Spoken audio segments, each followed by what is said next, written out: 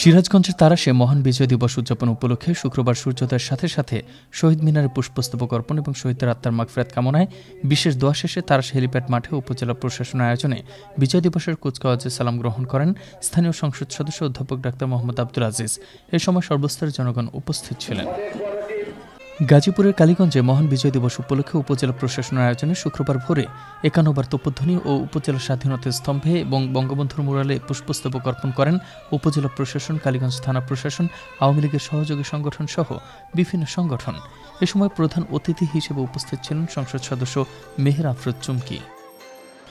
গাজীপুরে মহান বিজয় দিবস উপলক্ষে সূর্যোদয়ের সাথে সাথে তোপধ্বনি এবং পরে শহীদ স্মৃতিস্তম্ভে ও বঙ্গবন্ধুর মুরালে পুষ্পস্তবক অর্পণ করেন জেলা প্রশাসন, পুলিশ প্রশাসন, বিভিন্ন রাজনৈতিক ও সামাজিক সংগঠন সহ সর্বস্তরের জনগণ। এছাড়া আয়োজন করা হয় বিভিন্ন কর্মসূচি।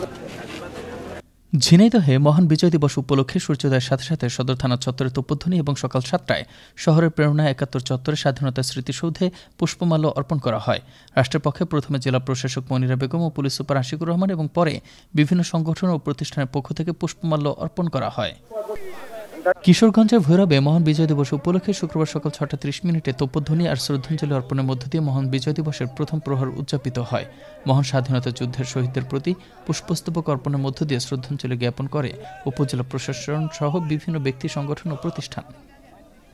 মাদারীপুরে মহান বিজয় দিবস উপলক্ষে তোপধ্বনি এবং শুক্রবার প্রথম প্রহরে স্বাধীনতা স্তম্ভে শহীদদের প্রতি বিনম্র শ্রদ্ধা জানিয়ে পুষ্পস্তবক অর্পণ করা হয়। পরে কালকিনি সৈয়দ আবুল হোসেন কলেজ মাঠে কুচকাওয়াজ অনুষ্ঠিত হয়। কুচকাওয়াজে অভিবাদন গ্রহণ করেন মহিলা সংরক্ষিত আসনের সংসদ সদস্য তাহমিনা বেগম।